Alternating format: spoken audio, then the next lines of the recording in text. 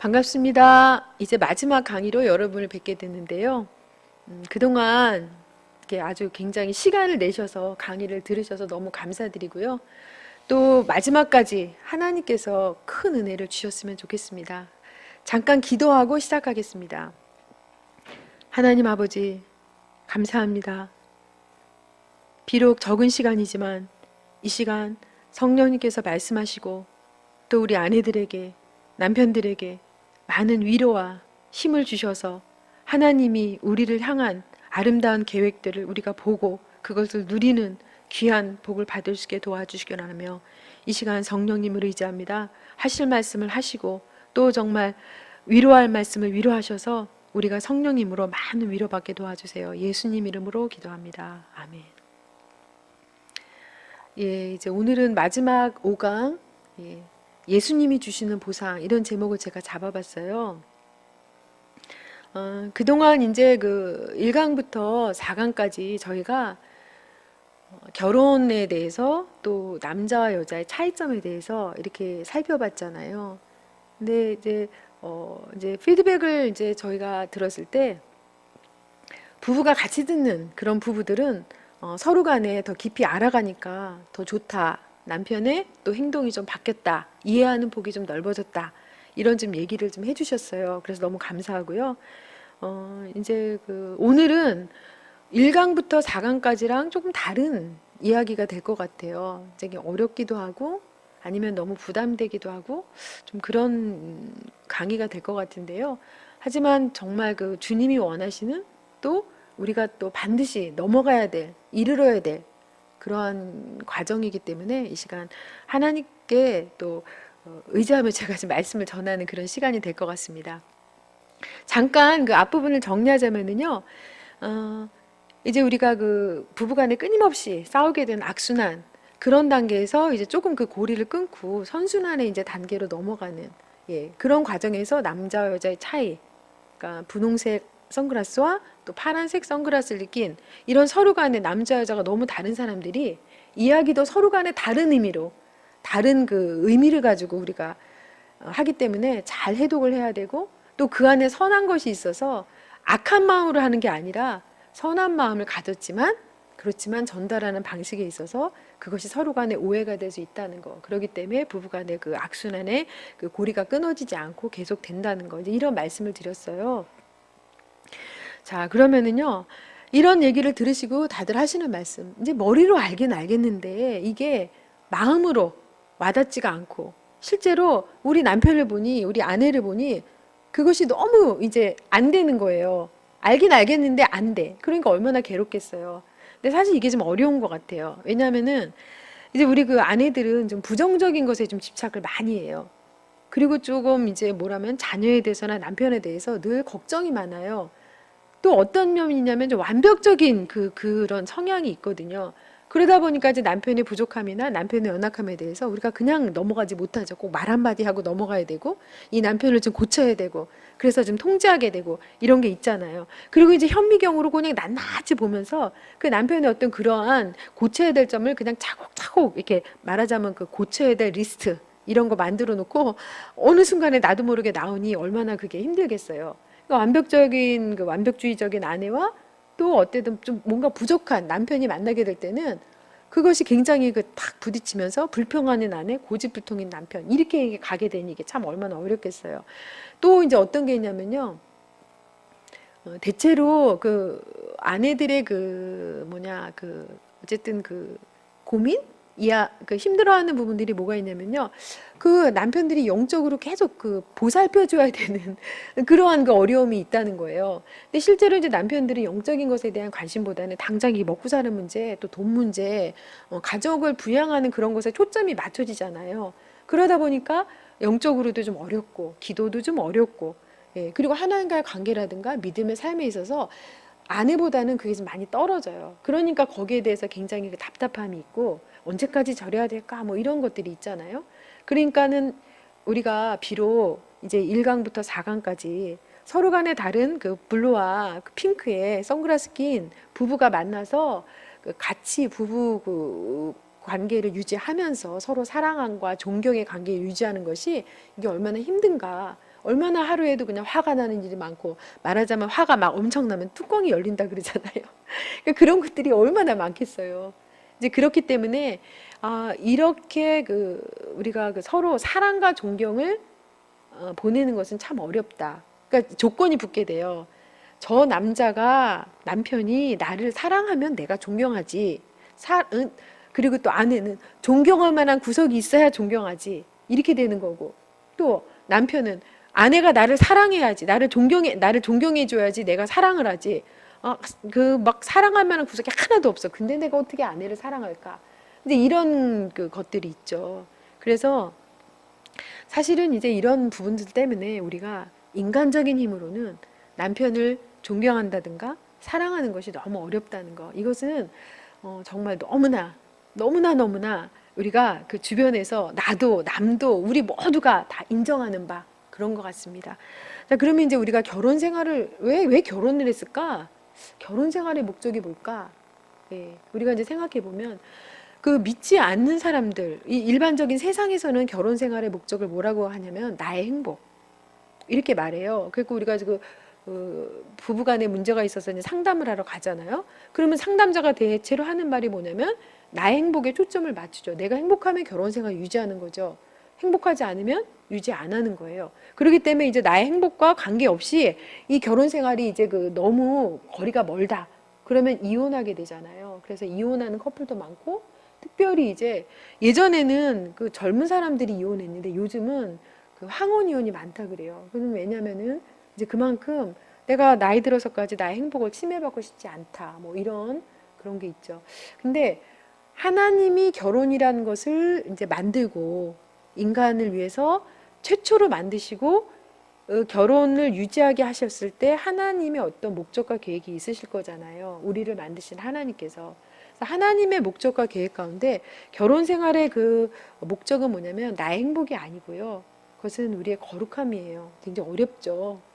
거룩함이 얼마나 어려워요. 근데 결혼 생활 통해서 뭐 거룩함을 얻는다. 이게 굉장히 어려운 거잖아요. 자, 그러면은요. 그 결혼 생활은 사실은 어떤 면에서는 배우자와 상관이 없을 수도 있다는 거죠. 그러니까 하나님은 우리가 결혼을 통해서 이 사람이 나한테 주는 뭔가 그걸 가지고 내가 반응하는 이런 거를 원하시는 것보다는 나와 사실은 예수님과의 관계 하나님이 이제 그거를 보고 계시고 또 그대로 이끄시는 것 같아요. 제가 그 결혼하고 나서 하나님께서 그 말씀하신 게 있었어요. 저한테 감동하신 건 뭐냐면 이제 제가 이제 결혼하고 나서 제가 가진 장점이나 단점이나 또 이 세상 사람들이 바라는 거 있잖아요. 안정된 삶, 돈, 뭐 관계 이런 거. 근데 그 모든 것들을 하나님께서 어떻게 하셨냐면 다 십자가를 통과하게 하셨어요. 제가 가진 장점이 있잖아요. 그 장점이 있으면 얼마나 좋은 거예요. 그런데 사실은 그 장점도 하나님으로 말미암은 장점이라는 거. 그래서 장점이 정말 변화돼서 단점이 되게 하시고 그것이 얼마나 괴로운지 기도하게 하시고 그렇기 때문에 장점도 그 어떤 제가 그 자존심, 자부심 이렇게 가지고 있었는데 그것이 결과적으로는 십자가를 통과하면서 만약에 나에게 장점이 있다면 그것은 하나님이 주신 것이다. 예. 그리고 이제 그 남편에 대한 것도 그런 것 같아요. 이게 남편을 제가 어쨌든 내가 믿고 의지할 사람 이렇게 이제 결혼은 보통 그렇게 하잖아요. 근데 하나님께서는 어떻게 이제 그 인도하셨냐면 사실은 그 남편도 십자가에 내려놓고 하나님이 남편의 주재권이 되시고 하나님이 남편을 정말 나의 남편이 되신다는 거 그거를 또 하나님께서 알게 하신 거예요. 그렇기 때문에 남편은 물론 의지하지만 하나님은 남편보다 먼저 예수님을 의지하게 하셨고 예수님이 정말 나의 정말 신랑 되게 하심을 하나님께서 보게 하셨거든요. 그 돈도 마찬가지인 것 같아요. 돈이 없어가지고 제가 돈에 대해서 처음에 결혼하면서 어떻게 살아야 될까? 예, 이제 뭐 남편이 뭐 20만 원 받았으니까 제가 어떻게 살 수가 없잖아요. 돈에 대해서. 그리고 은혜로 살아야 되는데 그럼 은혜로 사는 게 뭐야? 제가 이제 그렇게 됐잖아요. 그런데 이제 너무 돈이 없다 보니 늘 저는 돈에 대한 관심이 많고 돈에 대해서 하나님께 이제 기도를 많이 하게 된 거예요. 근데 하나님께서 이렇게 이제 이 세상 사람은 돈을 추구하지만 너는 돈보다 나를 붙잡아라. 그리고 사람이 떡으로만 사는 게 아니야. 하나님 입에서는 말씀을 하는 거야. 하나님이 이제 이렇게 말씀을 주셨어요. 그래가지고 제가 이제 하나님이 저한테 주신 건 뭐냐면 예수 이름과 기도와 약속의 말씀이셨어요. 그 약속의 말씀 중에 어떤 게 있냐면 주라 그리하면 너에게 주리니 누르고 흔들어 넘치도록 하여 후에 주리라. 이 약속의 말씀을 주셨거든요. 또 하나는 어떤 말씀이냐면 너희 떡을 물에 던져라. 그러면 여러 날 후에 도로 찾을 거야. 근데 생각해 보세요. 저는 눈으로 보이는 현실, 또 통장에 들어온 돈을 믿고 이렇게 그런 걸 믿고 이제 사는 사람이었는데 아무것도 보이지 않는 이 현실에 하나님의 약속만 붙잡고 기도로 또 예수 이름 의지해서 이렇게 살아가니 이거 얼마나 답답한 일이겠어요. 그런데 하나님은 제가 없는 만큼 사람에게 말하지 않고 또 어느 누구에게도 말하지 않고 오직 하늘에 계신 하나님께만 저의 모든 필요를 기도하게 하신 거예요. 그래서 필요한 것마다 제가 계속 이제 구한 거죠. 돈도 구하고 또 필요한 거 모든 거 구하고 또 뭐 남편에 관계된 거, 자녀에 관계된 거 모든 걸 다 구한 거예요. 또 집에 대한 것도 다 구한 거예요. 언젠가 이런 적이 있었는데요. 이제 그 둘째가 일찍 태어나가지고 인큐베이터에 있었는데 제가 인큐베이터 값이 없죠. 그때 보험이 안 되니까. 근데 인큐베이터에 있었는데 그때 이제 또 주인이 300만 원을 올려달라 그런 거예요. 이제 지금 300만 원은 뭐 작으면 작다 할 돈이지만 그 당시는 굉장히 큰 돈이었어요. 저희가 뭐 20만 원 받아가지고 300만 원이라 얼마나 큰 돈이겠어요? 그렇게 됐는데 주인이 돈을 올려달라 그러는데 저는 이제 뭐 돈 나올 데가 없잖아요. 우리 아이 또 인큐베이터 한 달간 있었는데 그것도 돈 나올 이제 데가 없잖아요. 그렇기 때문에 정말 간절히 돈을 구했어요. 남편한테 말할 수도 없잖아요. 남편이 돈 버는 사람이 아닌데 그렇다고 남편이 땅을 파서 뭐 돈을 가져올 것도 아니고 어떤 일을 할 수도 없는 상황이잖아요. 그렇기 때문에 저는 진짜 정말 진지하게 저의 필요를 간절히 하나님께 구했던 것 같아요. 그래서 하나님께서 그때그때마다 응답을 해주셨거든요. 그래서 이제 저의 그 삶을 보면 하나님께서 이제 모든 것이 제가 가진 모든 것, 제가 필요한 모든 것, 이 세상에 필요한 모든 것을 다 십자가를 통과하게 하시고 주님으로부터 받아서 이 내가 가진 거, 내가 정말 살고 있는 거, 내가 만지는 거, 이 모든 것들이 나의 것이 아니라 하나님이 위로부터 주시는 선물이라. 이제 이런 거를 이제 하나님께서 계속 결혼 생활 동안 경험을 하게 하신 거예요. 그렇기 때문에 이 결혼 생활이라는 것은 이게 모든 것의 그 모든 위기의 그 집약체잖아요. 결혼함으로 인해서 어쨌든 내가 혼자 살다가 누군가 살아야 되고 부딪혀야 되고 자녀를 낳으면 자녀 문제로 힘들어야 되고 또 내가 혼자 살 때보다 결혼하면 돈이 더 배로 들어가야 되고 그리고 또 시부모 문제라든가 아니면 사람 관계라든가 모든 여러 가지 어려움들이 다 집약된 것이 결혼 생활이에요. 그런데 하나님께서는 능히 이 모든 것들을 해주실 수 있는 분이라는 것을 경험하는 것. 이것이 바로 결혼 생활이다. 그렇기 때문에 어떤 남자를 만나더라도 어떤 그 여자를 만나더라도 우리가 그 포인트는 뭐냐, 핵심은 뭐냐면 이것은 그 남자 나의 관계라기보다는 나와 하나님과의 관계다. 저는 좀 이렇게 좀 생각을 이제 하게 됐습니다. 이것은 하나님께서 저를 이제 훈련시키신 그런 방법이었죠. 그렇기 때문에 우리가 결혼 생활에서 많은 위기가 있죠. 그래서 포기하고 싶고 물러나고 싶고 이혼하고 싶고 또 이 남자가 도대체 어떻게 저렇게 될까? 저 사람 속에는 도대체 무슨 생각이 들어서 저런 행동을 할까? 아내도 마찬가지죠. 왜 우리 아내는 저럴까? 이제 우리가 그런 막 엄청난 많은 그 고민과 갈등과 이런 것들이 있잖아요. 우리가 나눔을 통해서도 그런 거 이제 많이 보게 되는데요. 정말 그 제가 나눔을 통해서 그 각 사람의 그 이야기를 들을 때 물론 이제 좋으신 분도 있지만 너무 힘든 분도 있어요. 그래서 제가 눈물이 나요. 지난번에도 제가 말씀드렸잖아요. 참 얼마나 힘들까. 제가 너무 공감이 되면서 주님은 얼마나 그 안타까운 마음으로 저 가정을 돌보실까. 예, 제가 이제 그런 생각이 나고 지금 이렇게 얘기하는 순간에도 제가 막 마음에서 눈물이 나는 지경이에요. 그런데 하나님은 하실 수 있다는 거죠. 내가 정말 할 수 있다. 내가 너 도와줄 수 있고 너의 남편 바꿀 수 있고 모든 걸 할 수 있다. 그런데 한 가지 뭐가 있냐면은 우리가 하나님을 기다리는 거예요. 하나님을 의지하는 거예요. 그렇기 때문에 이제 오늘의 그 주제가 바로 이런 거거든요. 사실 결혼 생활은 뭐냐? 이 사람과 나의 관계 이전에 나와 하나님과의 관계다. 정말 하나님이 나를 다 해주실 수 있는지, 내가 하나님으로부터 다 받을 수 있는지, 그런 관계다.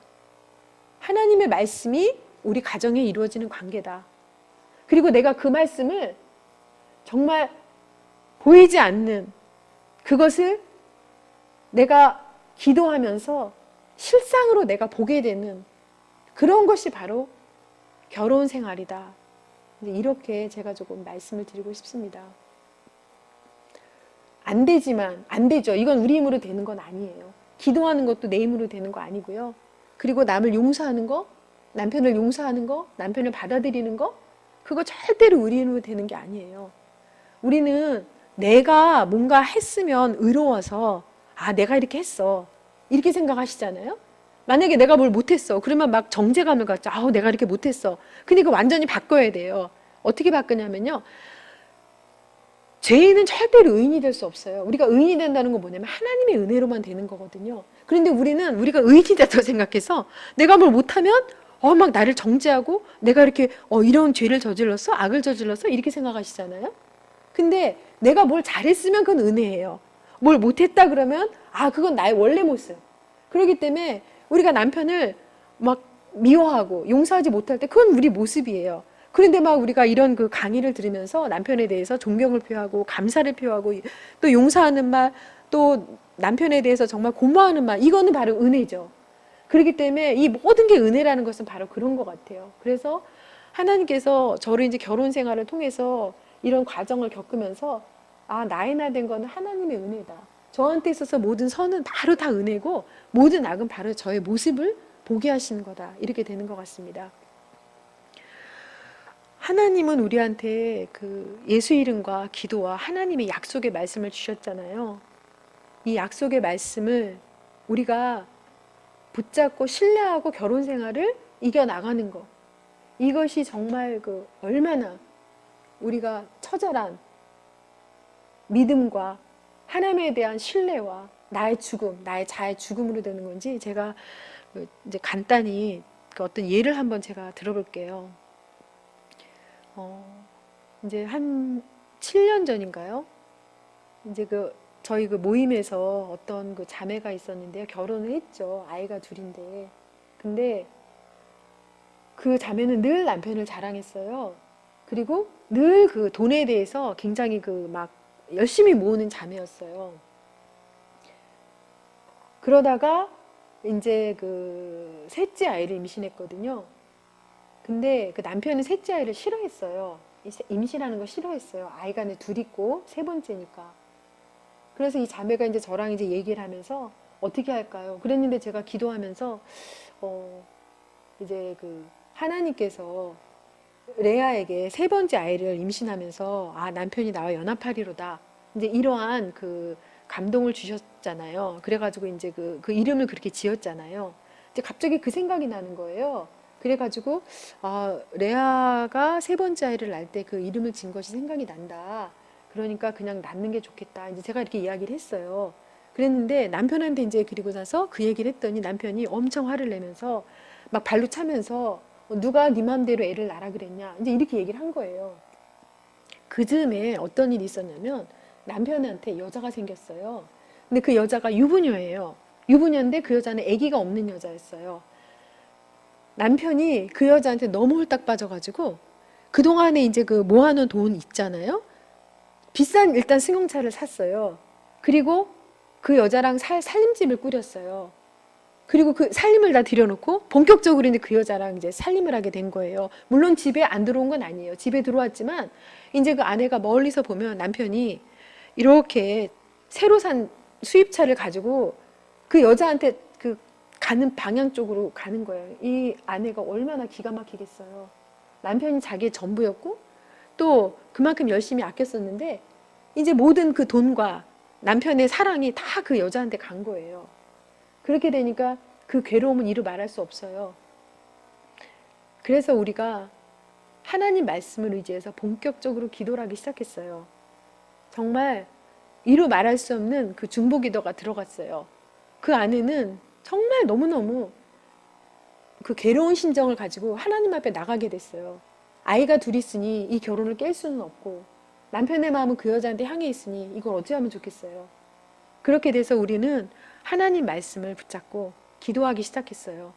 그 아내는 아기를 이제 낳고 그 아기를 업고 그리고서 그 여자가 일하는 그 직장터로 가서 전화를 했어요, 저한테. 사모님, 제가 거기 가서 그 여자 죽이고 저도 죽고 싶어요. 그 마음이 얼마나 이해가 되겠어요. 나무를 붙잡고 그 전화를 하는데 제가 너무너무 같이 울었어요. 그렇게 됐는데 우리는 계속해서 기도했어요. 그 깐난쟁이를 업고 그 아내가 너무너무 기도를 했어요. 그러다가 그 여자가 임신을 했어요. 아이를 낳았어요. 그게 얼마나 기가 막힌 일이겠어요. 그런데도 이 아내는 포기하지 않았어요. 그리고 자기한테 주신 하나님 말씀을, 그 말씀을 가지고 자기를 찔러서 정말 죽기까지 피를 흘리며 기도를 했어요.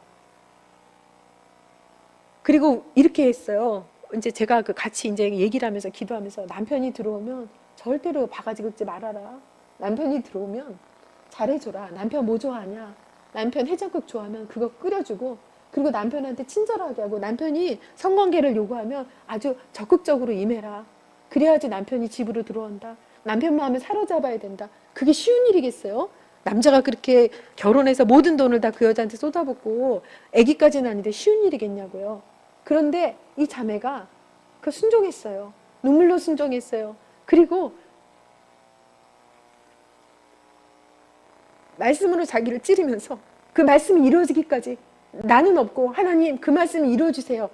정말 이 기도는 결단의 기도, 나를 죽이는 기도, 정말, 그리고 주님이 아니면, 주님을 의지하지 않으면, 주님을 믿지 않으면 할 수 없는 그런 기도였어요. 우리는 간절히 기도했어요. 그 자매 말고 이제 저와 다른 사람 두 사람이 정말 진짜 아주 죽기 살기로 기도했어요.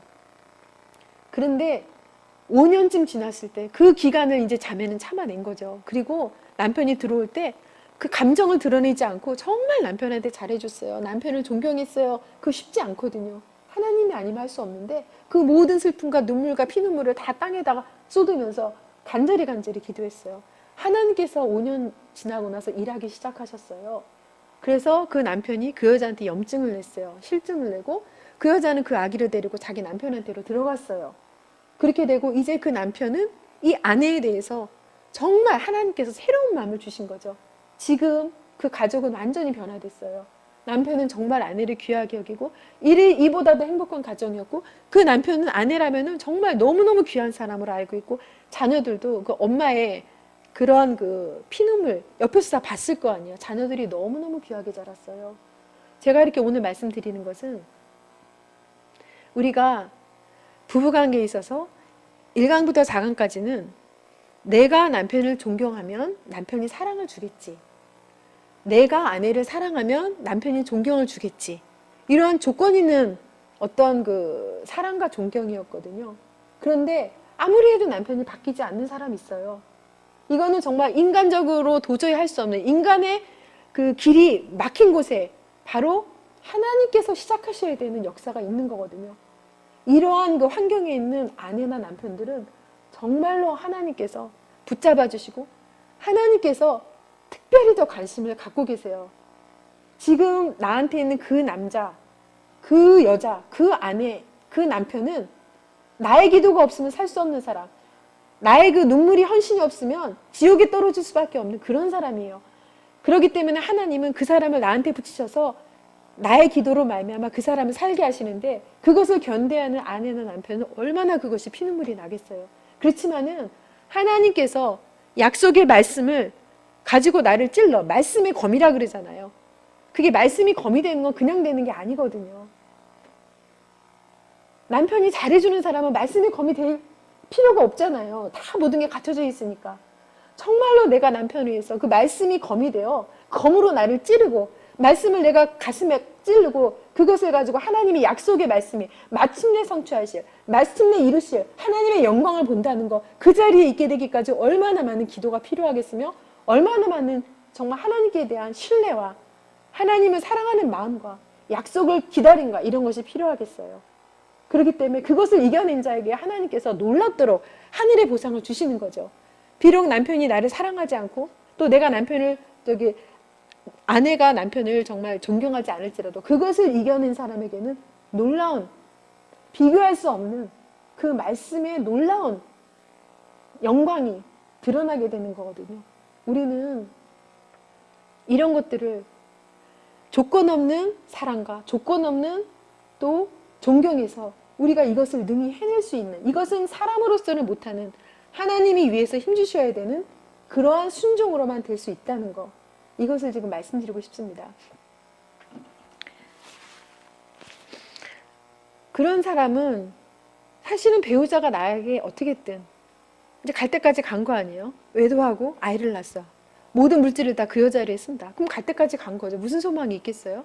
더 이상 우리 소망을 가질 수 없잖아요. 여기서 이제 끝내야죠. 이혼해야죠. 그렇지만 하나님께 무섭게 기도란 것이 뭔가를 정말 이 콘크리트 바닥을 호미로 바닥을 파는 그런 기도, 이 바닥이 파여야지 살 수 있잖아요. 그런 기도를 하는 거죠. 죽음의 기도, 죽기 살기를 간구하는 그런 기도. 그 같이 기도하면서 저는 그 더 많은 걸 생각했고, 하나님은 정말 하시는구나. 사람의 그 방법이 끝났을 때 하나님의 방법이 시작된다는 걸 제가 그때 경험을 하면서, 또 그 이후로도 또 이제 여러 가지 많은 경험을 가지면서 하나님의 약속을 우리가 받는 것이 무엇인가. 믿지 않는 남편을 내가 기다릴 때, 그리고 또 남편들은 그렇잖아요. 돈에 대해서 또 내 생활에 대해서 많은 염려 근심으로 나를 찌를 때 우리 아내들이 어떻게 해야 될 것인가. 또 남편들도 마찬가지로 정말 과연 예수께서 나에게 필요한 돈을 주실 것인가, 내 노력과 내 힘으로 이 돈을 내가 얻어야 되는 것인가, 아니면 정말 주님께서 나에게 그 돈을 얻을 권능과 능력을 주실 것인가, 이것을 우리가 선택해야 될 때라고 저는 생각합니다.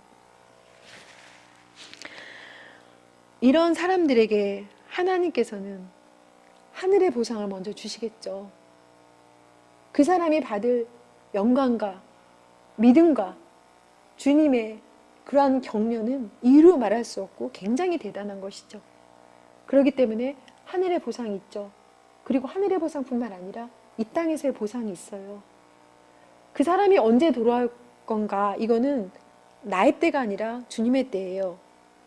하나님이 계획하실 때죠. 그 사람이 돌아오든 안 돌아오든 주님은 늘 저와 함께 하세요.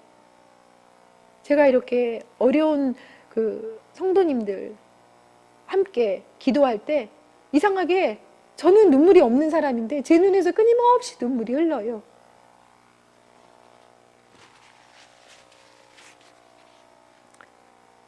주님의 마음이 저한테 있어서 그렇게 힘들어하는 사람들, 주님이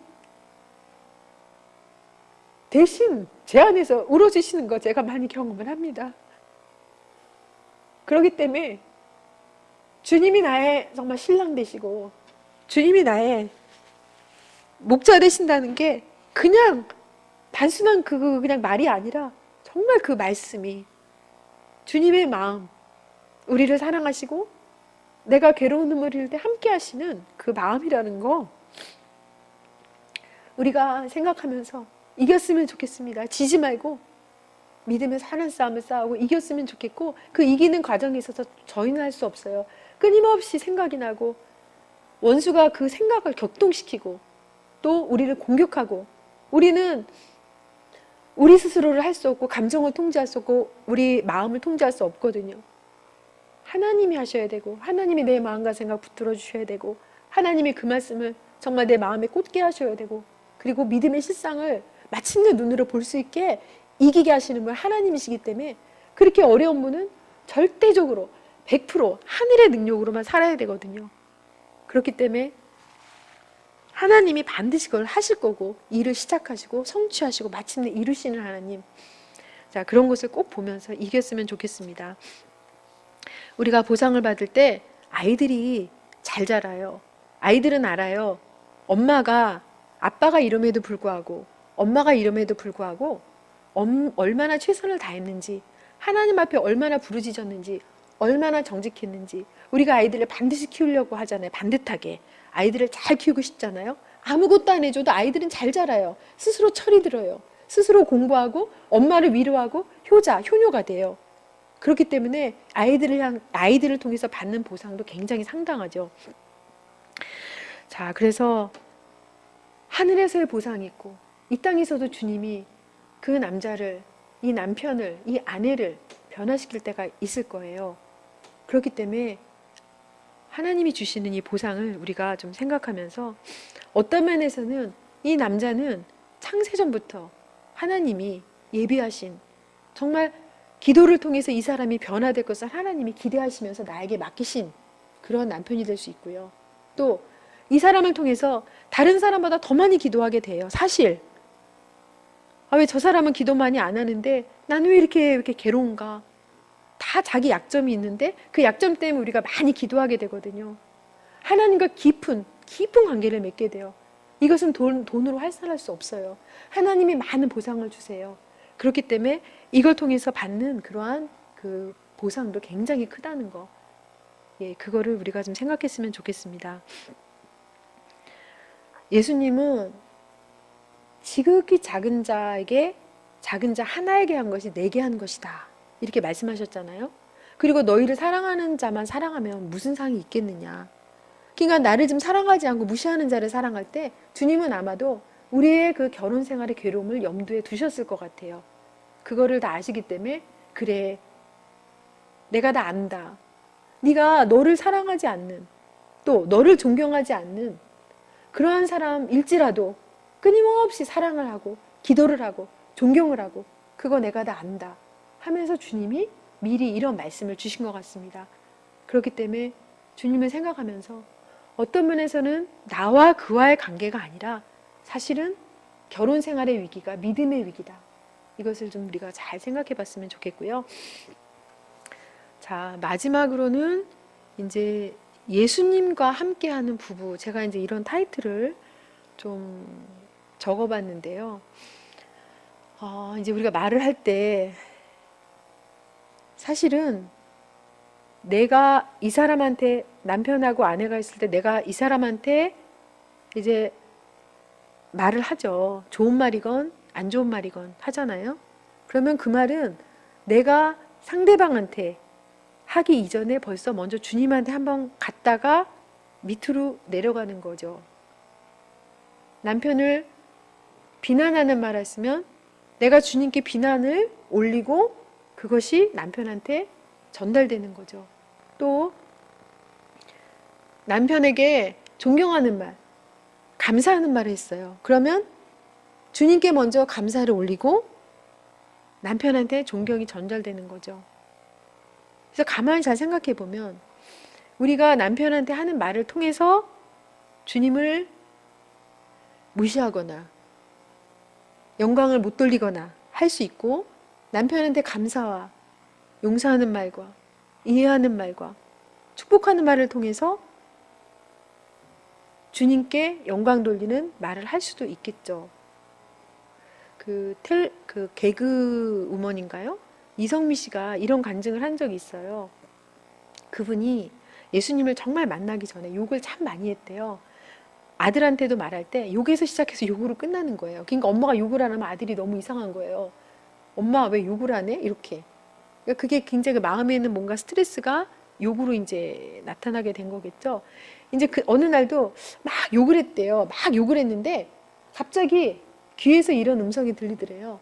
너 네 아들한테 욕한 것처럼 네 아들한테 그렇게 해주랴? 예수님이 이렇게 물어보셨대요. 깜짝 놀랐대요. 그래서 그다음부터 욕을 안 했대요. 아들한테 욕하는 대로 저주하는 대로 그대로 한다면 그 아들이 어떻게 되겠어요? 살아남지 못하겠죠. 그렇게 욕을 안 했더니 아들이 너무 이상해서 엄마 오늘은 왜 이렇게 욕을 안 하세요? 이렇게 말을 했다는 거예요. 그렇기 때문에 예수님이 가만히 듣고 계신죠. 우리 말을. 이제 저희가 그 신방을 갔는데요. 아주 그 굉장히 신실한 그 가정의 신방을 갔어요. 그런데 그 아들이 아주 어려요. 근데 그 아이가 이런 말을 해요. 초등학교 1학년인데 요즘 교회는 잘 돼가요? 이런 말 하더라고요. 그래서 저희 깜짝 놀랐어요. 이제 그게 아이가 할 말은 아니잖아요. 그러니까 부모님이 늘 교회에 대해서 기도하고 걱정하고 그러니까 이제 자기도 모르게 그런 말을 들었겠죠? 요즘 교회가 잘 돼가나? 이렇게. 그런 거죠. 우리가 말할 때 자녀가 옆에서 듣잖아요. 그런 것처럼 우리 말을 하나님이 하나라도 다 듣고 계시는 거거든요. 그렇기 때문에 우리 말로 찬송이 될 수도 있고 우리 말로 하나님을 정말 그 저주하는 게 되는 거죠. 사실은 사람을 저주하는 건데 그 사람을 지으신 하나님을 저주하게 되는 거예요. 그렇기 때문에 참 이게 우리가 말할 때 먼저는 하나님께 가고 그 다음에 상대방한테 간다는 거, 이거를 좀 잘 생각해서 우리가 얘기하면 좋겠고요. 어떤 때는 우리가 말하는 것이 참 좋을 때도 있지만 마음에 굉장히 독한 막 불편함과 막 저주와 또 정죄가 있을 때 때로는 말을 안 하는 것도 축복이 될 수 있는 것 같아요. 침묵으로 차라리 말을 안 하고. 근데 너무너무 답답하죠, 말을 안 하면. 그러니까 하나님께 기도를 올려드리는 거예요. 하나님 이랬습니다, 저랬습니다, 이렇게 돼가지고 제가 속이 너무 상했습니다, 이렇게 하나님께 올려드리면 기도인데 말하게 되면 상대방을 굉장히 상처를 주기 때문에 때로는 침묵이 아주 굉장히 훌륭한 말이다, 이렇게 생각할 수 있고요. 우리가 상대방이 나를 공격했을 때 내가 어떤 말을 하냐, 받아쳐서 말하냐, 아니면 내가 정말 하나님께서 원하시는 말을 하냐, 이거는 나의 선택인 것 같아요. 모든 사람이 나를 공격했을 때 다 그렇게 나쁘게 말하는 건 아니거든요.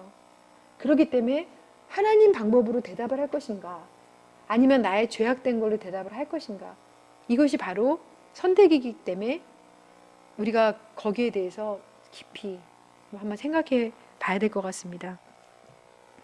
용서하는 것도 나의 선택이고요, 증오하는 것도 나의 선택이에요.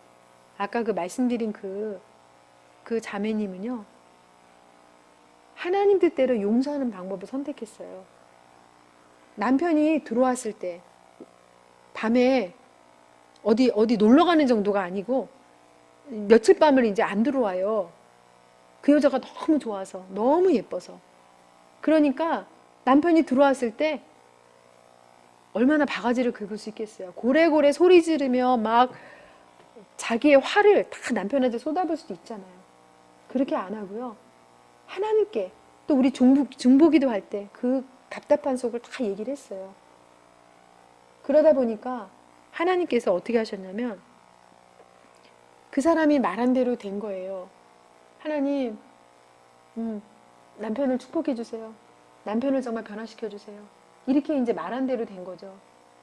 하나님께서는 때로는 우리가 감정을 쏟아붓고 고래고래 소리 지르고 이 분함과 원통함을 어쩔지 몰라서 퍼붓고 그런 걸 통해서 사람을 변화시키시는 게 아니라 하나님 손에서 때가 될 때 하나님께서 그 사람에게 말씀하셔서 자기의 어리석음을 깨닫게 하시는 더 놀라운 방법이 있거든요. 하나님이 깨닫게 하시면, 하나님이 함께 하시면 순간에 변화될 수 있는 그러한 방법이 있는 거예요. 이 남편이 미련해서 어리석어서 소가 푸주간으로 끌려가는지 모르고 이렇게 음녀한테 미혹을 받아 끌려갈 때 그것이 미련해서 그렇다고 성경에 나와 있잖아요. 그렇기 때문에 이 음녀에게 끌려가는 이 소 같은 미련한 자를 구해내는 방법은 하나님밖에 없는 거죠.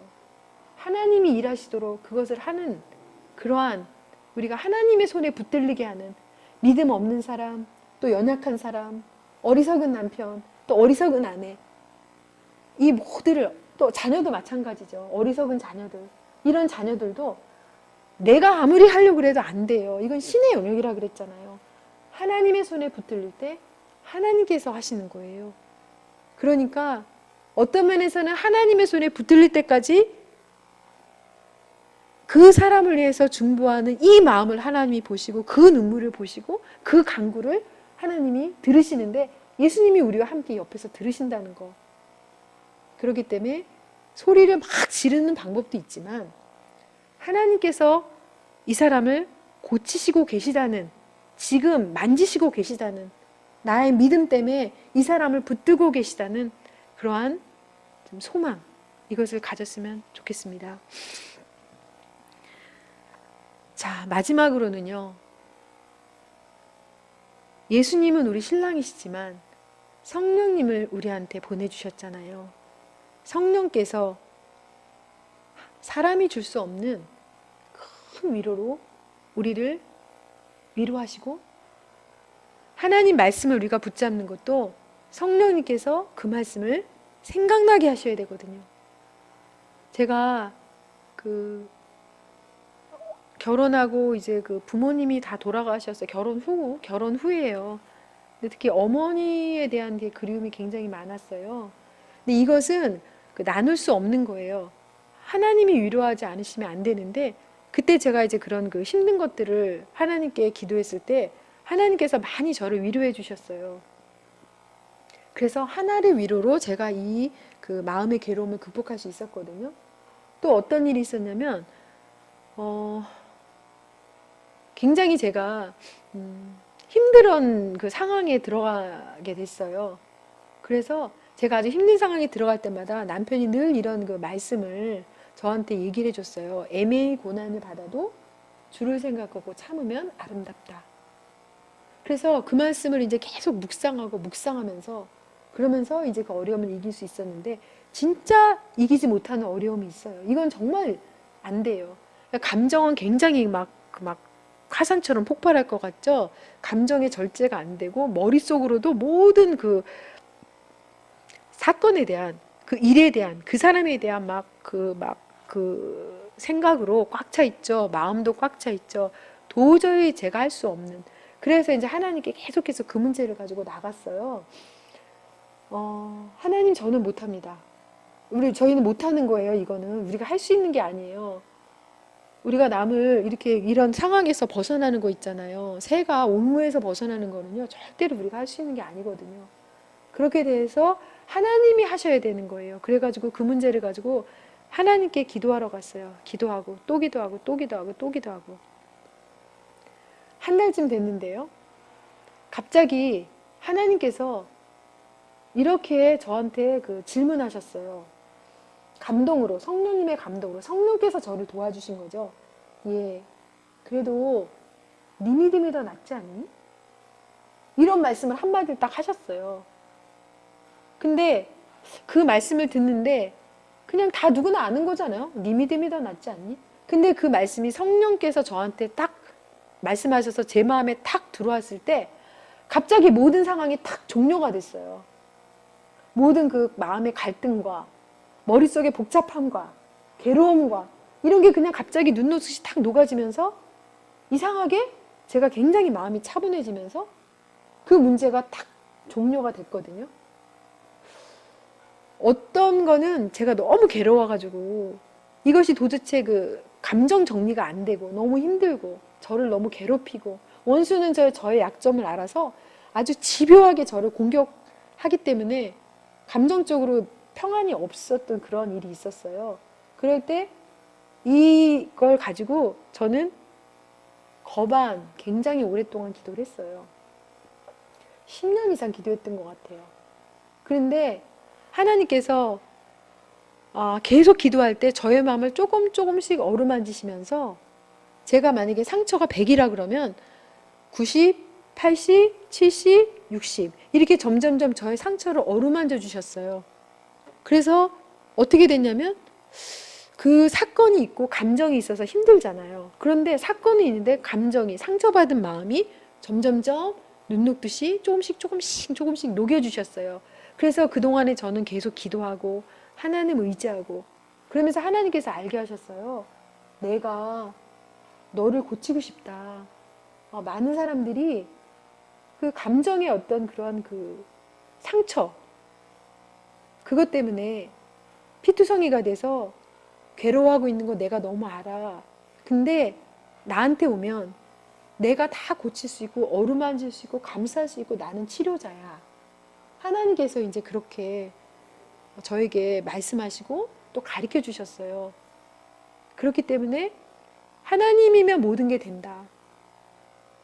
우리가 이 세상을 살면서 하나님과 이 세상을 분리해서 하나님을 믿는 건 그냥 단순히 교회 오는 신앙, 그리고 이 세상에 사는 건 또 내 힘과 능력, 운, 뭐 이런 거, 금수저 뭐 이런 거, 그런 걸 따라야 된다.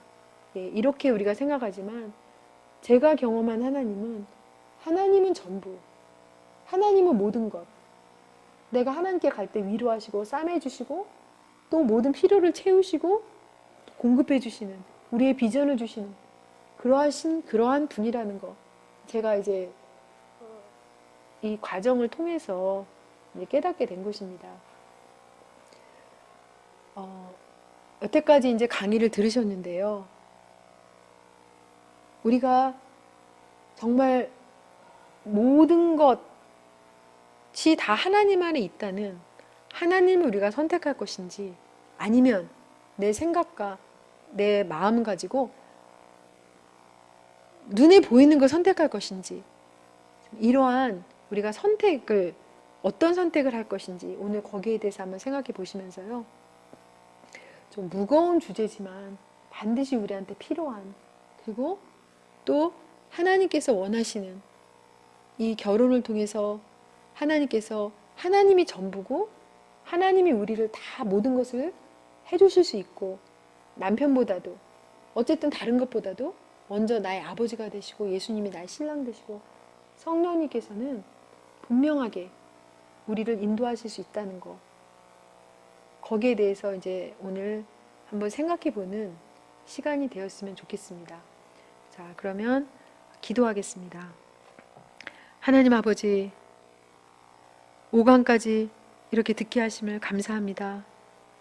하나님, 이 시간에 하나님께서 원하시는 귀한 가정 되기를 원하며, 또 하나님께서 원하시는 내 자신이 되기를 원하는 이 모든 성도님들, 그 마음의 중심을 아시고 너무 힘들어서 지쳐있거나 너무 또 괴로워서 낙심해 있는 우리 그 가정을 하나님 돌아보아 주시길 원합니다.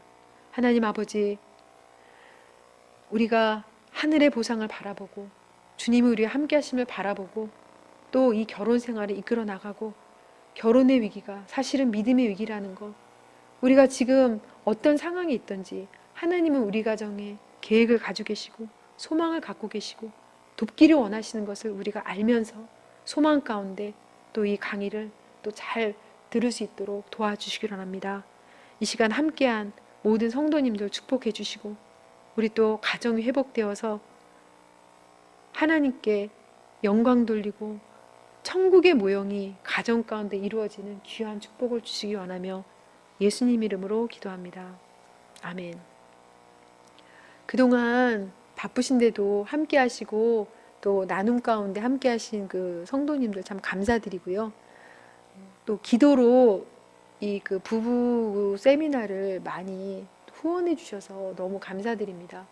저는 사실 굉장히 이거 할 때 스트레스를 받아요.